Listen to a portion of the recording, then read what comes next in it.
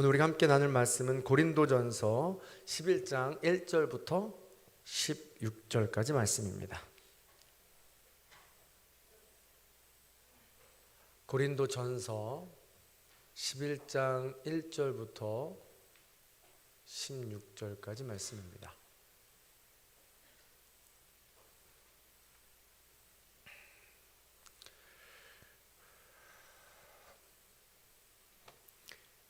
다 찾으신 줄 알고 제가 한 절, 성도님들이 한 절, 마지막 절 함께 했습니다.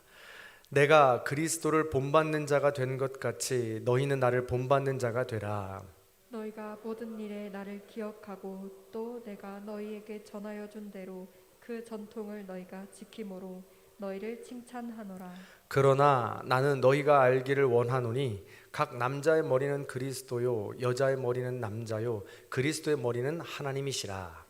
무릇 남자로서 머리에 무엇을 쓰고 기도나 예언을 하는 자는 그 머리를 욕되게 하는 것이요 무릇 여자로서 머리에 쓴 것을 벗고 기도나 예언을 하는 자는 그 머리를 욕되게 하는 것이니 이는 머리를 민 것과 다름이 없음이라. 만일 여자가 머리를 가리지 않거든 깎을 것이요 만일 깎거나 미는 것이 여자에게 부끄러움이 되거든 가릴지니라.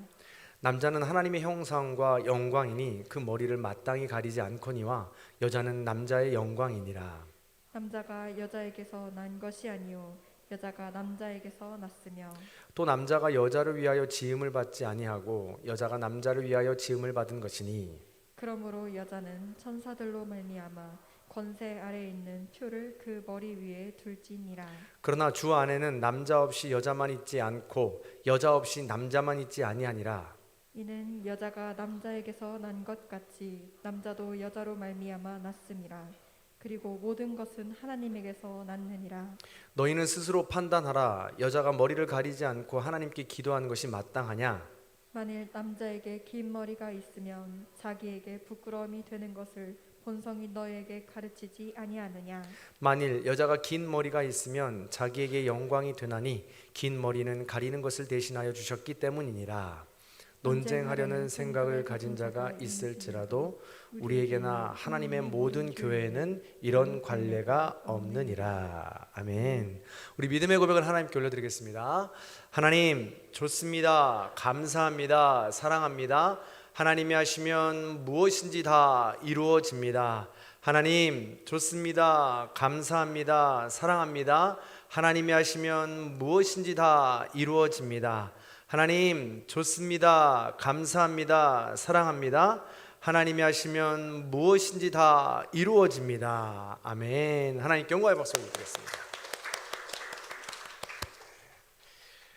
저는 주일에 광고 드린 대로 우리 성도님들의 사랑과 은혜로 시차례 수련회를 무사히 잘 다녀왔습니다. 저희 시차례는 세 부분으로 나누어져 있습니다. 그렇게 하려고 했던 건 아닌데 어른 목사님들이 계시고 중간에 선배 목사님들이 계시고 이제 마지막으로 이제 막내 목사님들이 이렇게 있습니다. 저는 어디에 속할까요? 네, 그렇습니다. 막내에 거의 속합니다. 그렇지만 저희 교회는 사실 이제 저희 교회에는 중상위 정도의 포진이 되어 있습니다. 그래서 여러 가지로 그 나이나 연배로서는 막내로서의 역할들 제가 충실히 겸손하게 배우고 섬겨야 하고요. 또 교회 입장으로서는 또 잘 섬겨야 되는 그런 입장에 있습니다. 그래서 이런 것들을 잘 우리가 배우고 제가 처음 참여하는 수련회였는데 은혜를 많이 받고 돌아왔습니다. 감사한 것은 우리 어른 목사님들이 우리 원로 장로님들을 비롯해서 저희 교회에 대한 은혜와 또 이 많은 그 은혜 얘기들을 많이 해주셔가지고 제가 굉장히 뿌듯했습니다. 너무 감사하고 또 우리 시무 장로님들은 열심히 하고 계시다는 또 응원의 소리를 많이 해주셔가지고 제가 굉장히 힘이 되고 돌아오는 시간이 되었습니다. 그리고 또 교회에서 이제 우리 어른 그 시차를 목사님들 잘 섬기라고 또 배려해 주셔서 식사도 잘 한번 대접하고 그렇게 하고 돌아왔습니다. 이렇게 하면서 굉장히 많은 것들을 서로 이렇게 2박 3일 내내 토론하게 됩니다. 여태까지 목회를 어떻게 하셨고 또 우리 원로 그 어른 목사님들께서는 이제 앞으로의 목회 현장이 넉넉하지 않으니 우리 막내 어린 목사님들은 참 힘들겠다.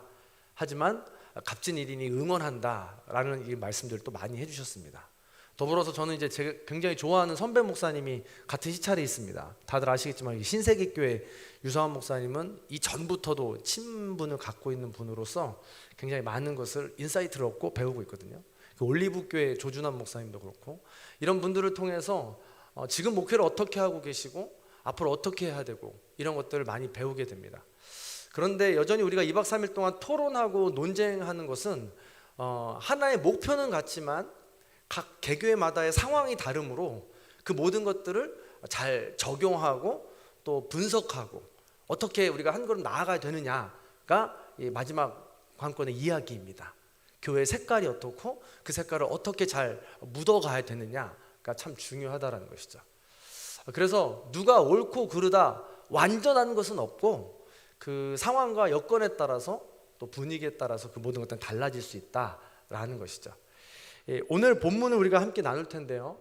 사실 고린도 전서에 또 다른 제목을 붙여보자면 저는 논쟁 혹은 토론의 책이라고 할 수 있을 것 같습니다. 왜냐하면 고린도에 있었던 수많은 문제들을 어떻게 풀어가면 좋겠습니까? 하고 문제들을 그 바울에게 이야기하면 바울이 이렇게 해야 된다라고 이야기하면서 논쟁했던 이야기이기 때문에 그렇습니다.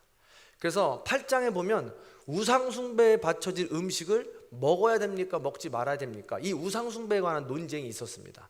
그리고 오늘은요 11장 여러분 성경책 2절 바로 위에 보면 여자가 머리를 가리는 것이라는 소제목으로 나와 있을 것입니다. 그래서 예배에 대한 논쟁인데 더 깊이 들어가서는 여자의 예배에 대한 논쟁입니다. 어떤 것이 옳으냐 어떤 것이 그르냐 이게 논쟁이 붙어버린 것이죠. 그거에 대해서 사도 바울이 지금 어떻게 했으면 좋겠다라고 지금 이야기하고 있는 것이죠. 자, 먼저 이런 논쟁이 어떻게 해서 불거졌는가에 대해서 한번 나눠보려고 합니다. 먼저 2절입니다. 2절 말씀 같이 한번 읽어볼게요. 읽습니다. 시작. 너희가 모든 일에 나를 기억하고 또 내가 너희에게 전하여 준 대로 그 전통을 너희가 지킴으로 너희를 칭찬하노라. 아멘. 여러분 성경책의 2절에 보면 이 전통이라는 글자가 되어 있죠. 자기 성경책이면 표시를 한번 해봐도 좋습니다. 전통에 동그라미 한번 쳐보시고요. 그리고 14절도 한번 같이 읽어보겠습니다. 14절입니다. 읽습니다. 시작. 만일 남자에게 긴 머리가 있으면 자기에게 부끄러움이 되는 것을 본성이 너에게 가르치지 아니하느냐. 아멘. 14절에 보면 본성이라는 단어가 있죠. 그것도 표시해 주시면 좋습니다. 똑같은 동그라미면 동그라미대로, 네모면 네모대로, 세모면 세모대로, 색깔이면 색깔대로 표시를 해주면 이것이 비교되는 걸 우리가 느낄 수 있습니다. 자, 오늘 본문에서는 이 전통과 본성에 대한 이 논쟁이 발달이 된 것입니다. 사실 이 전통과 본성 이 단어만 듣고는 굉장히 헷갈립니다. 왜냐하면 지금 우리가 전통이라는 단어도 굉장히 예스럽다고 느끼지 않습니까? 근데 오늘 말씀을 계속 나누겠지만 본성이라는 단어가 사실 더 예스러운 단어입니다. 이해를 하실지 모르겠는데요. 좀 한번 계속 설교를 하면서 한번 나눠보도록 하겠습니다. 이 전통도 소중하지만 이 기존에 익숙해진 것을 지킨다라는 의미가 있습니다. 그러나 전통보다 더 바꾸기 힘들고 익숙해진 것이 본성이라는 거예요. 먼저 본성을 살펴보자면 본성이라는 건요 태어나면서부터 가지는 인간 본연의 감성이나 습관을 이야기합니다. 그리고 그 인간 본연의 감성이나 습관이 태어나서 사람들의 이 가지고 있던 생각들을 주입시키면서 완전히 고다지는 거죠. 우리가 아이를 기르면서 알게 되는 사실입니다. 대표적인 것인데요. 부모가 그렇게 키우는 것도 있겠지만 여자아이와 남자아이는 좋아하는 것부터 완전히 다릅니다. 대개 남자아이들은 칼, 자동차, 짧은 머리, 파란색을 선호합니다. 반면 대개 여자아이들은요 핀, 바비 인형, 화장품, 긴 머리, 분홍색을 선호하죠. 이것이 본성입니다. 이것을 거스르는 것을 싫어하거나 위험하다고 생각합니다. 그래서 이런 것을 본성으로 가지고 태어나는 것을 넘어서서 부모들이 이런 가르치죠. 남자는 파란색을 좋아해야 해, 여자는 분홍색을 좋아해야 해 라는 것을 이렇게 가르친다는 것이죠. 그래서 이 본성과 전통이 합쳐져서 완전히 이렇게 고착화되는 것이죠. 고린도 당시에는요 이 본성의 차이를, 지금 말씀드린 본성의 차이를 권력으로 사용하려고 했습니다. 즉 남자는 여자를 부속물로, 여자는 남자에게 복종해야 하는 물건 정도로 해석한 것입니다. 자, 물론 지금 이렇게 얘기한다면 지금 이 시대는 밥 굶기 딱 좋죠. 지금 많이 달라졌다는 것입니다. 당시에 그랬다는 거죠. 하지만 1세기 고린도 당시에는 이 권력, 이 남성과 여성의 권력의 차이를 명확하게 지금 구분하고 있습니다. 그 중에 하나가 머리에 쓰는 천입니다. 오늘 말씀드렸죠. 2절 위에 있는 거 있잖아요. 그래서 우리는 지금도 가톨릭 예배에 가보면 우리 여성분들이 머리에 천을 쓰고 있는 것을 우리는 발견할 수 있습니다. 미사포라고 하죠. 이 당시에 이 포는요, 집 밖으로 나갈 때 항상 쓰던 것이었습니다. 외출할 때뿐만이 아니라 공식적인 모임을 나갈 때에도 사용했다는 것이죠. 즉 예배 같은 공적인 모임에 나갈 때 여성들은 반드시 이 포를 썼어야 했습니다. 이 머리 위에 포를 쓴다라는 의미는요, 자기 머리 위에 누가 있다라는 것을 의미합니다. 남자들은 없잖아요. 남자들은 사실 없어서 자기 위에 아무도 없다라는 것을 뜻하기도 하고요, 자기 위에 하나님만 계시다라는 것입니다. 그러나 여자들의 이 포가 있다라는 것은 자기 위에 누가 있다라는 거예요. 누가 있습니까? 남자가 있죠. 자기 위에도 남자가 있고 그 위에도 하나님이 계시지만 남자를 통해서 또 하나님을 만날 수 있게 되는 것이고, 이런 거죠. 그래서 이런 구조를 남성 지배 구조적인 사회에서 만들어 내었다라는 것입니다. 그걸 질서로 만들어 놓은 거예요. 그 당시 남성 우월주의 분위기를 철저하게 보여주는 모습입니다. 우리나라도 그렇습니다. 바클레이 주석가에 보면 이 천을 너울이라고 표현했습니다. 그래서 우리나라 단어로는 너울이라는 단어가 굉장히 잘 어울릴 것 같아요. 그래서 밖에 외출할 때나 이 너울을 쓰기도 하고 가린다라는 것이죠. 가끔 사극을 보면 아시겠지만 부잣집 마님께서 외출을 하실 때 꼭 쓰는 것이 있습니다. 여기 눈만 내밀고 쓰는 거죠. 이게 바로 포, 너울입니다.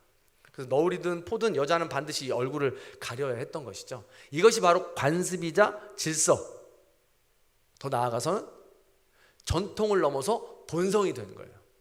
남성과 여성이 그만큼 차이가 있다는 것이죠.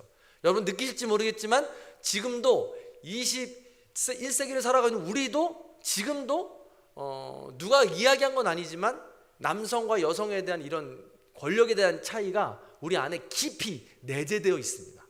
이게 바로 본성이라는 거죠. 그런데 많은 사람이 이 본성을 지키며 살았는데 사도 바울이 또 다른 것을 이야기하는 거죠. 이 본성 말고 또 다른 것을 이야기했던 것입니다. 그걸 오늘 성경에선 전통이라고 표현하고 있는 거예요. 전통도 굉장히 예스러운 단어이지만 본성에 비하면 전통은 혁신인 거죠. 그래서 그렇다면 전통은 무엇이냐라는 것인데, 이것 또한 조상들이 전해주는 것입니다. 구전이나 문서로 후손들에게 건네준 율법이나 전승을 말합니다. 그러나 오늘 본문에서는 사도 바울이 가르치는 교훈을 이야기해요. 복음을 이야기합니다. 진리를 말합니다. 그 교훈, 복음, 진리, 전통이 다른 말로 하면 성령이라는 거예요. 너희들이 예배 시간에 성령을 너희가 받을 수 있다라는 것입니다. 여자들 자체가 먼저 받을 수 있다라는 것이죠. 굉장히 혁신적이었던 것입니다. 당시에 본성으로 이야기하자면 머리에 너울을 쓰고 있기 때문에 남성들을 통해서 이 은혜를 받을 수 있는 것인데, 사도 바울은 그 모든 것들을 지금 혁신적으로 성령님께서 바로 다이렉트로 여성들에게도 임할 수 있다라는 것을 이야기하는 것이죠. 그랬기 때문에 이거를 얼마나 은혜를 많이 받고 있는지, 사실은 여성이 남성보다는 더 영적이거든요. 이 어떤 학자가 이야기하기를 여성은 아이를 이렇게 10달 동안 품고 있었지 않습니까? 그래서 하늘과 이 영적으로 통할 수 있는 통로가 된다라는 거예요. 여성의 이 안이 말이죠. 그래서 더 영적인 존재라고 이렇게 말을 하기도 합니다. 그래서 그런지 당시에도 성령 충만한 이 시간들을 보내게 될 때 남성들도 그렇지만 여성들도 그렇게 성령 충만한 시간을 계속해서 만날 수 있게 되었던 것이죠. 그래서 바울이 칭찬했습니다. 성령 충만한 너희들을 많이 내가 칭찬한다 라고 표현하기도 했던 것이죠. 그러다 보니까 용감하게 이제 내 머리 위에는 바로 하나님이 계셔, 성령님이 바로 오실 수 있어 하면서 이 너울을 벗는 사람들이 하나둘 생기기 시작했어요. 본성을 거스르기 시작하는 거죠, 이제 여성들이. 그러니까 이 너울을 자기 스스로 벗다 보니까 그 당시에 본성에 의해서 질서가 깨지는 현상이 발생하게 됐던 겁니다. 사실은요, 그 머리 위에 그 너울을 쓴다라는 것은 내 위에 남성이 있다라는 얘기 아니겠습니까? 근데 당시에 이 너울을 벗을 수 있는 사람들이 있었어요. 여성들 중에도. 누가 있었냐면 첫 번째로 노예입니다. 그러니까 당시에 만인들이 이렇게 너울을 쓰고 밖에 나갈 때 우리 사극을 보면 바로 옆에 우리 뭐라고 부르죠? 하인, 여자 하인들은 아무것도 안 쓰고 그냥 다니잖아요. 이게 바로 표시나는 것입니다. 너울을 쓰고 있는 사람은 만인이요 귀족이고, 너울을 쓰지 않은 사람은 옆에서 하인이고 노예구나. 이게 그냥 이 너울 하나로 표시가 되는 거죠. 두 번째로는 너울을 쓰지 않는다라는 것은 자기가 동성애자임을 표시하는 것입니다. 내 머리 위에는 남자가 없다, 남자가 필요 없다라는 것이죠. 그럼 나는 그냥 동성애자라는 것을 밝히고 있다라는 것입니다. 또 하나는 창기들입니다. 우리 창기들이 내 위에는 한 남자만 있는 게 아니다 라고 해서 이 너울을 벗어버린 거예요. 그러다 보니까 지금 성령 충만해서 너울을 벗는 사람들이 한두 사람 생기기 시작했는데, 예배를 드리는 장소에 와다 보니까 전부 다 너울을 벗기 시작한단 말이죠. 그러니까 있던 사람들이 이제 헷갈리기 시작하는 겁니다. 저 사람이 동성애자인가? 저 사람이 노예인가? 저 사람이 창기인가? 하면서 서로 질서가 이제 깨지기 시작한다라는 것입니다. 본성을 깨지기 시작하니까, 전통을 자기들 전통이라고 받아들이기 시작하니까 그 질서가 깨지기 시작했다라는 것이죠. 이런 상황에서 사도 바울이 이야기하고 있는 것입니다. 자, 3절입니다. 함께 읽어볼까요? 3절의 말씀 읽습니다. 시작. 그러나 나는 너희가 알기를 원하노니 각 남자의 머리는 그리스도요 여자의 머리는 남자요 그리스도의 머리는 하나님이시라. 아멘.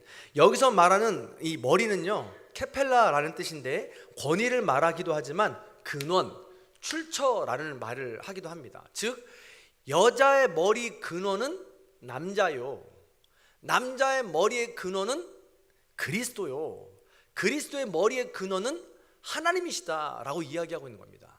그러면서 말하기를 이 근원은 누가 우위에 있다라는 것이 아니라 이 모든 근원에 하나님이 계시다라는 것을 바울은 강조하고 있는 것입니다. 다만 각자가 해야 될 역할들이 다르다라는 것을 말하는 것이죠. 그래서 4절에 보면 무릇 남자로서, 5절에 보면 무릇 여자로서, 7절에 보면 여자는 남자의 영광이고, 8절은 여자가 남자에게서 났으며, 9절에서는 여자가 남자를 위하여 지음을 받았으니 등등, 여자이지만 너울을 벗을 수 있지만 여자가 당연히 본성으로서 지켜야 될 자리가 거기 있다라고 하면서 본성의 손을 들어줍니다. 본인이 전통을 가르쳤음에도 불구하고 본성의 손을 들어주었다라는 것이죠. 그런데 사도 바울이 본성의 손만 들어준 것이 아닙니다. 오늘 보면 전통의 손도 함께 들어주고 있다는 것이죠. 자, 11절 12절에 그렇게 기록되어 있습니다. 같이 읽어볼까요? 11절 12절입니다. 읽습니다. 시작.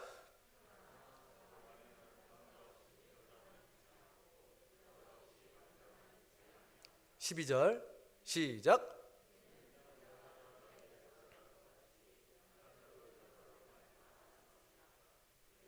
것은 하나님에게서 났느니라. 아멘. 그렇습니다.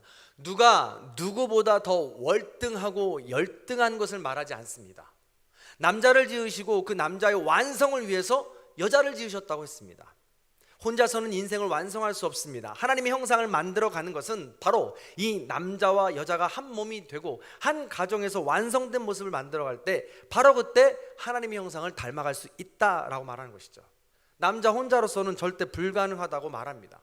우리에게 정해진 바로 그 한 사람과 함께 하나님의 형상을 만들어가는 것입니다.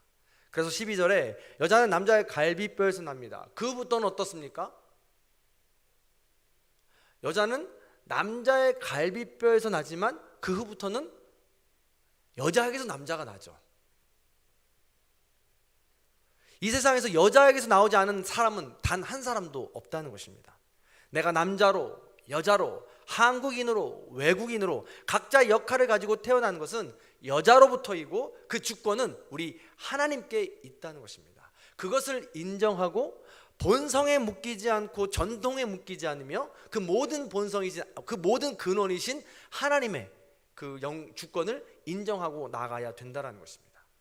그러면서 우리가 앞으로 어떻게 해야 되는지를 13절에 이야기해 주고 있는 것이죠. 자, 13절입니다. 같이 읽어봅니다. 시작. 너희는 스스로 판단하라. 여자가 머리를 가리지 않고 하나님께 기도하는 것이 마땅하냐. 아멘. 그래서 이렇게 남자와 여자의 역할을 예배 안에서 바라볼 때 결국 스스로 판단하라고 합니다. 스스로 네가 전통이냐 본성이냐 이 두 가지를 잘 생각해보고 스스로 판단해봐라 라고 이야기하면서 그 질서를 완전하게 뒤흔들어 놓고 그 공동체를 분열로 이끄는 것은 하나님께서 원하시는 것이 아니다 라고 이야기하는 것입니다.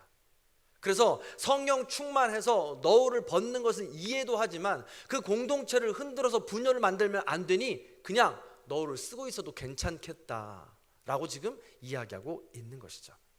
그래서 사도 바울이 중요하게 말하는 것은 바로 공동체의 덕, 타인을 사랑하는 사랑의 마음을 말하는 것입니다.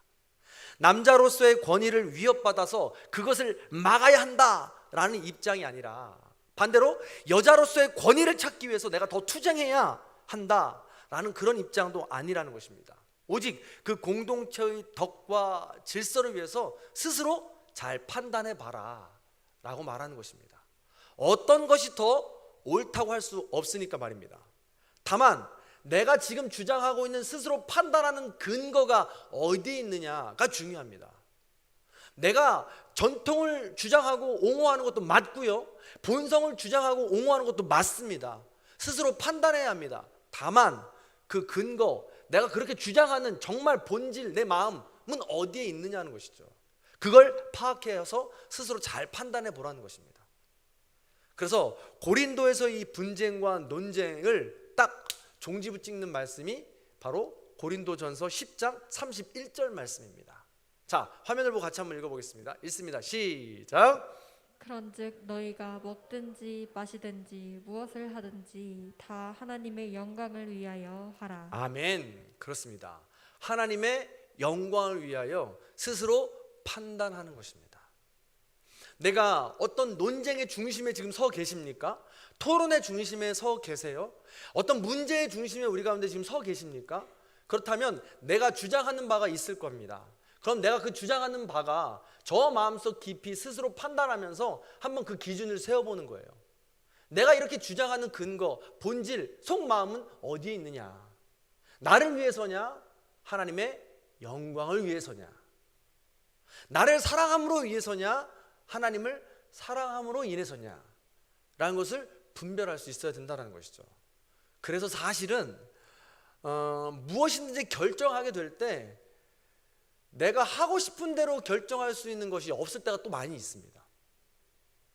내가 이것이 원해서 올바른 것이라고 생각할 수 있고 100번 양보해서 옳은 것인데 공동체의 덕을 생각했을 때 양쪽 다 이야기가 맞기 때문에 내가 양보해야 될 때도 참 많이 있다는 거예요. 그래서 그걸 분별할 수 있어야 하고 그걸 양보하거나 배려할 수 있어야 된다는 것이죠. 그래서 우리가 계속해서 주일에도 그렇지만 말씀을 나누는데 성경의 주요 그 포인트가 바로 여기에 있는 것 같습니다. 바로 사랑입니다. 그래서 내가 주장하고 나의 입장과 나의 모든 것들을 주장할 수 있는 부분도 있지만 결국 내가 주장하는 것이 나를 위해서냐 하나님을 위해서냐 이걸 한번 분별해 볼 수 있어야 된다는 것이죠. 사랑하는 성도 여러분, 세상의 기준, 세상의 법칙 모두가 중요하지만 결국은 공동체의 덕과 사랑을 세울 수 있어야 합니다. 이 공동체 안에서 이 덕과 사랑을 세워가는 과정에 있어서 내가 훈련되는 겁니다. 진짜 나를 사랑할 수 있게 되고 어떻게 하면 진짜 나를 사랑할 수 있게 되는 것이며 그 공동체와 함께 이 관계를 맺어가고 풀어가는 과정 속에서 더 깊이 성숙한 경지에 나를 하나님께서 보시기에 아름다운 나를 만들어갈 수 있게 된다는 것이죠. 그래서 우리 삶에 펼쳐지는 수많은 논쟁 속에서 그 모든 것의 바탕에 하나님을 사랑하는 그 마음으로 상대방을 이해하고 배려한다면 그것이 바로 하나님께 영광이요 하나님의 기쁨이 될 것입니다. 부디 남자로서 여자로서 아내로서 남편으로서 자녀로서 부모로서 교회에서 맡겨진 그 수많은 직분들로서 서로의 덕을 세우며 하나님 나라를 함께 만들어갈 수 있기를, 하나님의 기쁨이 될 수 있기를, 하나님께 영광을 돌릴 수 있는 저와 여러분이 될 수 있기를 주님의 이름으로 간절히 축원합니다. 아멘. 그 마음을 담아서 우리 함께 이 찬양, 나 주님의 기쁨 되기 원하네, 함께 찬양하겠습니다. 다시 한번 결단하는 시간이 되었으면 좋겠습니다. 주님이 기뻐하시는 것이 무엇입니까? 나에게 바라는 것이 무엇입니까? 순종하게 하여 주시옵소서. 그런 마음을 가지고 함께 찬양합니다.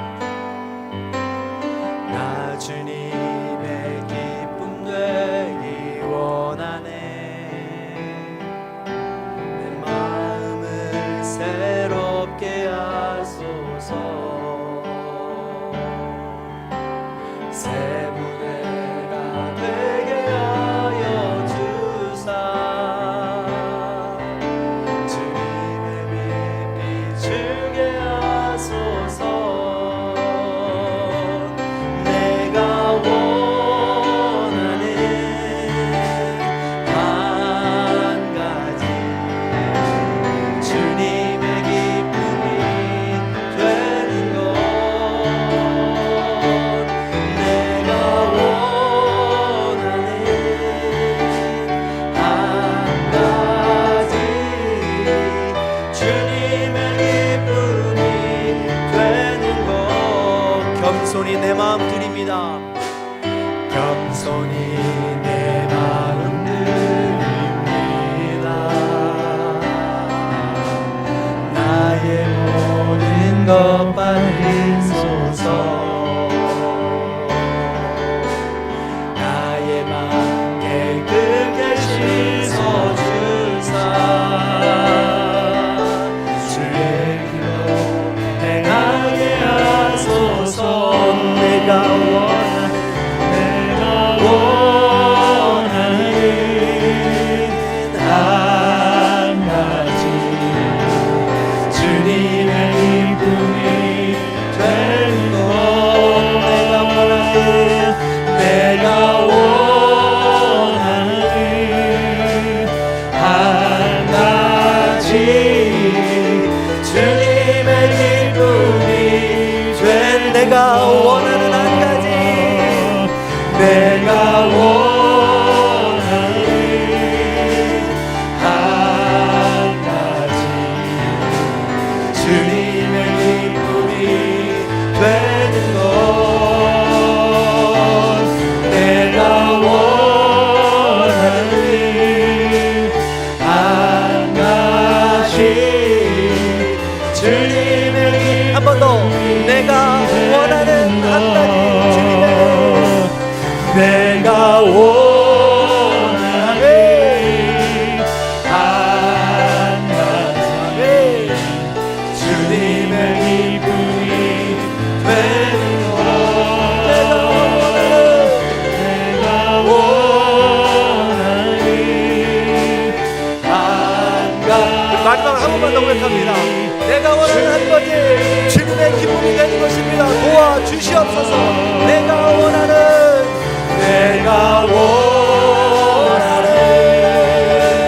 한 가지, 주님의 기쁨이 되는 것. 내가 원하는 한 가지, 주님의 기쁨이 되는 것. 아멘. 사랑이 많으신 하나님 감사합니다. 주의 은혜 가운데 우리를 자녀로 불러주셨습니다. 이 시간 우리가 함께 하나님께만 집중하기 원합니다. 우리의 삶 가운데 주변의 모든 어려움과 타인의 모든 시선들이 논쟁 속에서, 토론 속에서 하나님을 가리고 하나님을 바라보지 못할 때가 너무나도 많습니다. 그런 우리를 불쌍히 여겨주시고, 특별히 그럴 때마다 하늘의 지혜를 허락하여 주셔서 하나님의 영광을 위하여 분별하고 하나님의 영광을 위하여 용기 있게 한 걸음 한 걸음 걸어갈 수 있는 우리 모두가 될 수 있도록 인도하여 주시옵소서. 그런즉 너희는 먹든지 마시든지 무엇을 하든지 하나님의 영광을 위하여 하라고 했습니다. 그렇게 분명한 기준을 세울 때 우리는 이 세상에서 두렵지 않을 수 있습니다. 어떻게 해야 할지, 이것이 맞는 길인지 두렵고 힘들 때가 있지만 하나님의 영광이라는 정확한 기준을 세울 때 우린 떳떳하고 당당하게 하나님의 자녀로서 그 길을 걸어갈 수 있습니다. 조급하지 않을 수 있습니다. 오직 눈을 들어 하나님만을 바라보고 나와 하나님과의 관계에 집중하면서 내가 먼저 축복의 통로가 되어 올바른 판단으로 선한 영향력으로 나의 가족과 나의 교회와 나의 일터에 선한 영향을 끼칠 수 있는 축복의 통로가 될 수 있도록 인도하여 주시옵소서. 감사합니다. 모든 영광 우리 주님께 올려드리며 우리를 원하신 예수 그리스도의 이름으로 간절히 기도하옵나이다. 아멘. 주기도문 하나님께 올려드리겠습니다. 하늘에 계신 우리 아버지여, 이름이 거룩히 여김을 받으시오며 나라가 임하시오며 뜻이 하늘에서 이루어진 것 같이 땅에서도 이루어지이다. 오늘 우리에게 일용할 양식을